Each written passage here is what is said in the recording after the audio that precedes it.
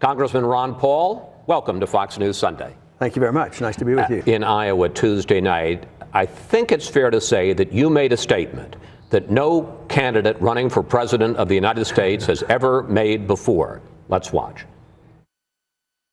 I'm waiting for the day when we can say we're all Austrians now.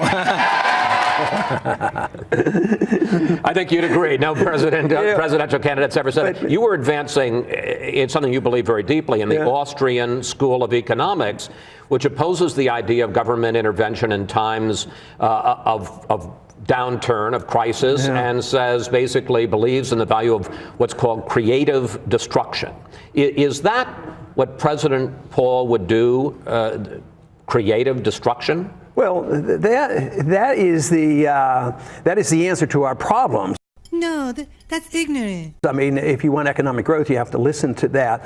But, you know, obviously that statement comes from the fact that I didn't have very good handlers, or I didn't listen, because I'm sure a political handler, what are you talking about? Only your supporters are going to know what you're talking about. But a lot more people know about it, the young people on campuses. No, what you want is corrections. And we're talking about a correction in 1 year instead of 5 or 10 or 15 years. For instance, Japan's been correcting for 20 years, and they haven't cleansed their system. They haven't gotten rid of the malinvestment and the bad debt. No, they're ignorant. We did it in the 30s, and we're trying real hard. We predicted these problems and said the malinvestment distortions come from the Federal Reserve having artificially low interest rates. So you're saying don't intervene, just if it's going bad, let it go bad. Quickly. In 1921, that's exactly what we did, and the GDP went down like 15%, and debt was liquidated. Nobody even remembers it. So now when you prolong it and you prop things up, like in the Depression, we did things like, well, the farmers didn't have enough money, so we needed more money for crops, so we plowed the crops under when people were starving. That's the silliness of government intervention. No, you're being ignorant. That's ignorant. So you need to get rid of the mistakes. It's sort of like you need the operation. You need the surgical removal of the tumor. And the tumor is the mistakes and the debt. And this is why I make bold proposals to cut $1 trillion out of the budget. No, that's ignorant. You're being ignorant. That's ignorant. Last week, you were asked about and defended your criticism of the 1964 Civil Rights Act, which ended discrimination in public accommodation. Back in 2004, you said this, and we're going to put it up on the screen: the rights of all private property owners, even those whose actions decent people find abhorrent, must be respected if we are to maintain a free society. No, that's ignorant. Are you saying that the owner of a restaurant, a private restaurant, should be able to decide whether or not to serve black people? What I'm saying is I'm challenging individuals to say what is private property. No, that's ignorant. They're ignorant. Is private property, is your house private property, but your restaurant is not? How do you separate the two? One is good and one isn't. But yes, we believe that the laws, the bad laws, the Jim Crow laws, where government forces integration, they're evil and monstrous. Forces segregation. And so we have to get rid of those. No, that's ignorant. You're being ignorant.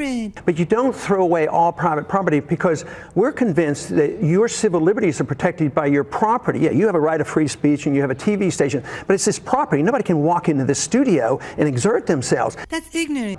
The bedroom is private property, so if you want to protect sexual preferences, you protect the property of the bedroom. So we can't separate civil liberties from property. Ignorant. But specifically, are you saying that if I own a restaurant and I don't want to serve an African American, I should be able not to? Well, you know what they've done. The whole thing is that's ancient history. That's been settled a long time ago, and nobody's going to go back to it. It would be the most devastating thing and stupid for people to do that. They'd lose their business. So that's but would really it be wrong? It would be wrong. It would be morally wrong. But I'm not going to throw out because I have such high regard for property rights. You're being ignorant. But what the whole thing is sometimes these things don't work out as well. What do? They privatized a lot of things. You know, they had private clubs and things like that. I think you have to change people's hearts and minds, but you have to understand property, and property protects our religious beliefs. That's ignorant. Our personal beliefs. Ignorant. Our civil liberties. You're being ignorant. But if you throw that all out, just think of how often government was the culprit, whether it was slavery, the Jim Crow laws, and segregation in the military. No, that's ignorant. You're being ignorant. This was all small government, so we want that out of the way. But it sounds like ideally, and I'm not saying you would do it because you're also practical, it sounds like ideally you would like to return back a century to the days when government didn't intervene, when there was an economic problem, didn't soften the blow, and quite frankly, didn't enforce racial integration. No, we think of ourselves as advancing the cause of liberty in a modern state, because if you go back 100 years, you're going to go back to Jim Crow laws and slavery. So no, we don't want to go back. Even the gold standard, I don't want to go back to an imperfect gold standard. We want to build on the freedoms that our founders gave us. That's ignorant. And the tremendous success we've had in the prosperity. Now we're losing this. We're losing our liberties with, the National Defense Authorization Act and the arrest of American citizens. I mean, we're going backwards on this. No, you're being ignorant. And all civil liberty is going to be, attacked if we don't reverse this. No, that's ignorant. You're being ignorant. They're ignorant. That's ignorant.